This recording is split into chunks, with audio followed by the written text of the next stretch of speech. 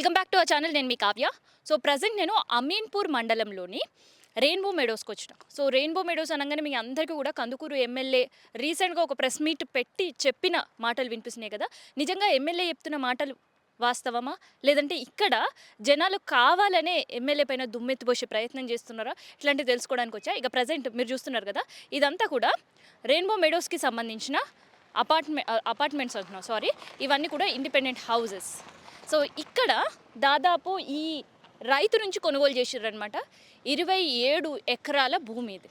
So ఈ 27 ఎకరాల భూమికి సంబంధించిన మీకు స్ట్రైట్గా చూస్తే ఒక ఫెన్సింగ్ వేసి కనిపిస్తుంది. అంటే ఇదంతా కూడా ఈ 27 ఎకరాలు అండర్ ఫెన్సింగ్లో ఉంటుంది.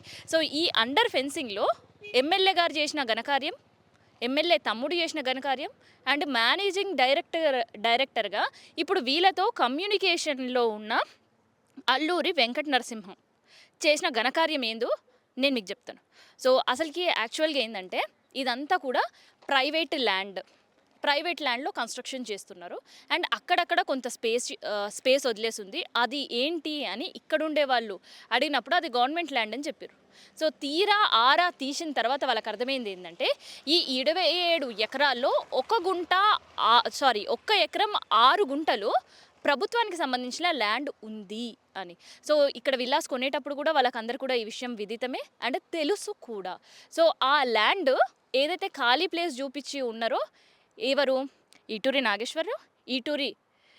నాగేశ్వరరావు తమ్ముడు ప్రసాద్ అండ్ దాంతోపాటు మేనేజింగ్ డైరెక్టర్గా ఉండే వెంకట నరసింహ, వీళ్ళు ఏం చేశారంటే ఈ ప్రైవేట్ ల్యాండ్ని గవర్నమెంట్ ల్యాండ్ అని చెప్పి అండ్ గవర్నమెంట్ ల్యాండ్ ఏదైతే ఉందో ఒక్క ఎకరం 6 గుంటలు, అందులో దాదాపు 40 విల్లాలు కన్స్ట్రక్షన్ చేసేసి అమ్మేసారు. అండ్ ఈ ప్రైవేట్ ల్యాండ్ ఏదైతే ఉందో వీళ్ళు వెంచర్ చేసినప్పుడు ఆ రైతు దగ్గర తీసుకున్నారు కదా, ఆ రైతుకి చాలా తెలివిగల బిహేవ్ చేసారు. ఈవెన్ ఆ రైతును కూడా మోసం చేసిండ్రు. ఆ రైతు ఎవరైతే ల్యాండ్ ఇచ్చారు కదా, ఆ 2 ఎకరాల 6 గుంటలు రైతు వీళ్ళకి ల్యాండ్ అప్పచెప్తే ఆ రైతుకి వాళ్ళ డబ్బులతో పాటు ఒక 40 విల్లాలు కట్టిస్తా అని చెప్పారు. సో ఆ 40 విల్లాల్లో 10 విల్లాలు ప్రభుత్వ భూమిలో కట్టి అంటగట్టేశారు. సో ఆ రైతు ఇక్కడ ఇల్లు కొనే వాళ్ళు ఎవరైతే ఉంటారో వాళ్ళకి బహుశా తెలియకపోయి ఉండొచ్చు, ఎందుకంటే వాళ్ళని చాలా టాక్టిక్గా మోసం చేశారు. సర్వే నంబర్లు ప్రాపర్గా ఏదైతే సర్వే నెంబర్స్ ఉంటాయో, సో ప్రైవేట్ సర్వే నెంబర్స్ ఉంటాయి కదా, అవేసి ఇదే మీ ల్యాండ్ అని చెప్పి రిజిస్ట్రేషన్ చేసి ఇచ్చారు. కానీ అక్కడ ల్యాండ్ మాత్రం గవర్నమెంట్ ల్యాండ్, సర్వే మాత్రం ప్రైవేట్ ల్యాండ్కి సంబంధించిన నంబర్స్ అందులో వేసి చేసి ఇచ్చారు. సో అట్లా వీళ్ళు చేసిన మోసం బట్టబయలై బయటకు వచ్చిన తర్వాత 40 విల్లాలు ఇవాళ వాళ్ళ కుటుంబాలు రోడ్డు పైన పడే పరిస్థితి.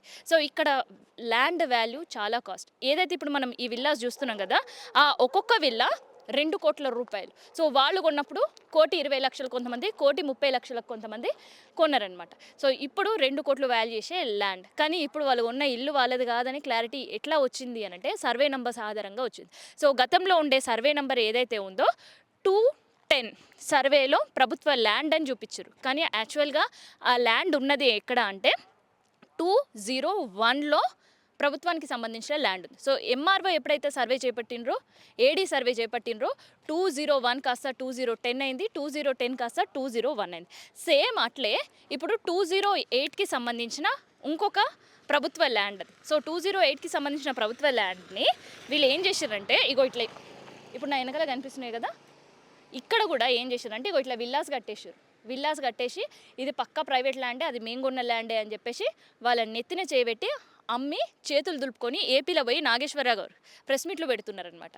సో ప్రెస్ మీట్లు పెడుతున్నారు కదా సార్, ఒకసారి మీరు వెంచర్ చేసిన బిల్డర్స్తో మీరు కట్టించిన ఒక్కసారి చూడండి, ఆ ఇల్లులన్నీ కూడా ఇవాళ ప్రైవేట్ కాదు, ప్రభుత్వం. ఇక్కడ ఉండే తెలంగాణ గవర్నమెంట్ సంబంధించిన ల్యాండ్స్ అవి. సో ఇక్కడ గవర్నమెంట్ ఆధీనంలో పనిచేస్తున్న ఎంఆర్ఓ ఇచ్చిన రిపోర్ట్ అది. సో డిస్ట్రిక్ట్ సర్వే చేసినప్పుడు వచ్చిన సర్వే రిపోర్ట్ ఇది.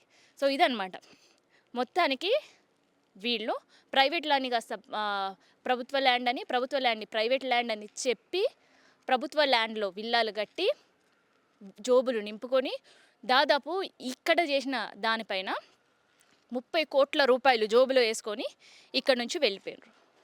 ఎస్, ఎందుకంటే ఇప్పుడు ఇక్కడ ఉండే వాళ్ళు సమస్యలో ఉన్నారని తెలిసిన తర్వాత అసలు మాకు ఇన్ఫర్మేషనే లేదని ఒకసారి, అసలు నేను ఎక్కడనో గట్ల దగ్గరనో చేళ్ళ దగ్గరనో నేను కట్టలేదు, ఓఆర్ఆర్ పక్కనే నేను కట్టినా, అసలు నేను ఎవరిని కూడా మోసం చేయాల్సిన అవసరం నాకు లేదు అని మాట్లాడుతున్నా కందుకూరు ఎమ్మెల్యే నాగేశ్వరరావు గారు. సో ఇదే అనమాట మీరు చేసిన భాగోతం. సో ఇవాళ బట్టబయలైంది. సో తెలంగాణ భూములను అమ్ముకుంటున్నారు, ఇక్కడుండే రియల్ ఎస్టేట్ చేస్తున్నారు. న్యాయబద్ధంగా చేస్తే ఎవరికి ఏ ఇబ్బంది లేదు. కానీ తెలంగాణ ప్రజల నెత్తిన చేయిలు పెడుతున్నారు. తెలంగాణ ప్రజలను మోసం చేస్తున్నారు. 40 కుటుంబాలను కోట్ల రూపాయలు వసూలు చేసుకొని అమ్మిన తర్వాత ప్రభుత్వ ల్యాండ్లో అవి కట్టి ఇప్పుడు రేపో మాపో వచ్చే గవర్నమెంట్ ఇది ప్రభుత్వ ల్యాండ్ ఖాళీ చేయండి అని వాళ్ళకి ఆర్డర్లు వేస్తే మీ దగ్గరకు వస్తే నాకు సంబంధం లేదని వ్యవహరిస్తున్నారు. సో దీనికి సమాధానం మీరే చెప్పాలి. నిజంగా మీరు చేసింది మోసం అవునా కాదా? మీ దగ్గర అన్ని రిపోర్ట్స్ ఉన్నాయి. అండ్ రీసెంట్గా వీళ్ళు ఇక్కడ డిస్ట్రిక్ట్ ఆఫీసర్ చేసిన రిపోర్ట్ కూడా మీకు పంపించామని చెప్తున్నారు. మరి నిజంగా మీకు ఆ రిపోర్ట్ అందిందా లేదా? అందకపోతే నాకు అందలేదు అని వీళ్ళతో వచ్చి మాట్లాడింది. అందితే మరి వీళ్ళకి ఎట్లా కాంపన్సేషన్ చేయాలి అని ఆలోచించాలి. ఎందుకంటే రెయిన్బో మెడోస్ మాత్రమే కాదు, ఎంత రియల్ ఎస్టేట్ చేస్తున్నారంటే ఏపీలో ఉండే మంత్రులు తెలంగాణ భూములను కొని అసలు వ్యాపారం అంతా ఇక్కడనే తెలంగాణ ప్రజల మీద వీళ్ళు వ్యాపారం చేస్తున్నారని నేనైతే అంట.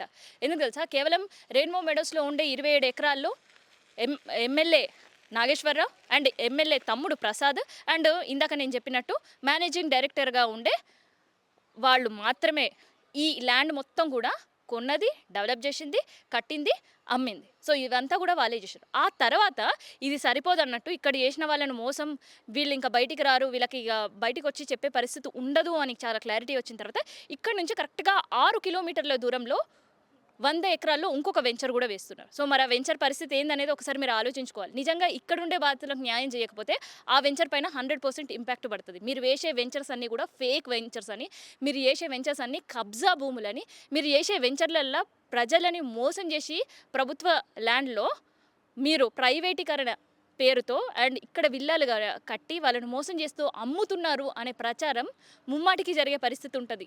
సో వీళ్ళకి ఇచ్చిన డెడ్ లైన్ కూడా ఆల్రెడీ గడిచిపోయింది.